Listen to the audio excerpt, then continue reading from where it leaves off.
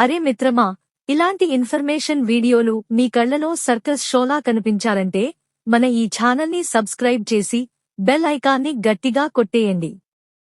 నేను విపరీతంగా హస్తప్రయోగం చేస్తాను. నేను ఒక వేశ్య దగ్గరకు వెళ్ళాను. సెక్స్ చేద్దామంటే ఎంతకీ అంగం స్తంభించలేదు. హస్తప్రయోగం చేసేవాళ్లు అసలు సెక్స్కి పనికిరారా?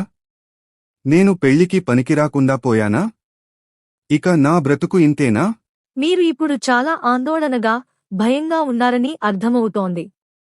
ఇలాంటి సందేహాలు హస్తప్రయోగం ఎక్కువ చేసే చాలామంది యువకులలో సాధారణంగా వస్తాయి.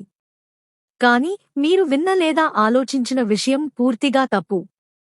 హస్తప్రయోగం వల్ల సెక్స్ సామర్థ్యం నాశనం అవడం లేదు. పెళ్లికి పనికిరాకుండా పోవడం అనేది పూర్తి అపోహ మాత్రమే. హస్తప్రయోగం ఎంత చేసినా అది సెక్స్లో అంగస్తంభనకు ఎలాంటి హాని చేయదు. వైద్యపరంగా ఇది పూర్తిగా సురక్షితం మరియు సహజమైన ప్రక్రియ. మీ సమస్యకు నిజమైన కారణం హస్తప్రయోగం కాదు. మీరు వేశ్య దగ్గరకు వెళ్ళినప్పుడు ఏదో ఒక రకమైన భయం, ఆందోళన, అసహ్యం లేదా అక్కడి వాతావరణం మీకు అనుకూలం కాకపోవడం వల్ల అంగం స్తంభించలేదు.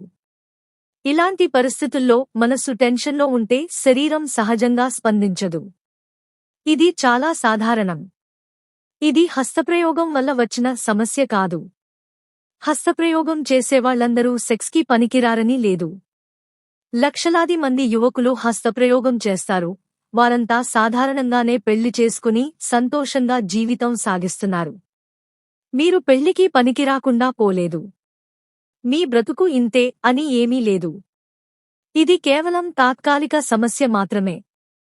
ఇక ముందు నుంచి ఏం చేయాలి అంటే, హస్తప్రయోగం మీకు ఇష్టమైనంత వరకు చేయవచ్చు. అతి అనేది లేదు, కానీ ఎక్కువ అయితే శరీరం అలసటగా అనిపించవచ్చు. మీ మనసులో ఉన్న ఈ భయాన్ని పూర్తిగా తొలగించుకోండి. భయం ఉంటే అంగస్తంభన సమస్య మరింత పెరుగుతుంది. భవిష్యత్తులో సెక్స్ చేసేటప్పుడు రిలాక్స్గా ఉండండి. ఫోర్ప్లేకి సమయం ఇవ్వండి.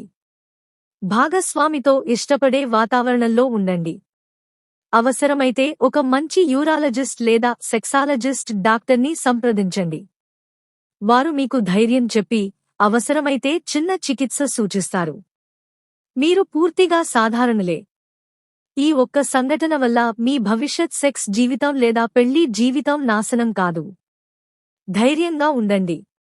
భయాన్ని వదిలేసి సానుకూలంగా ఆలోచించండి.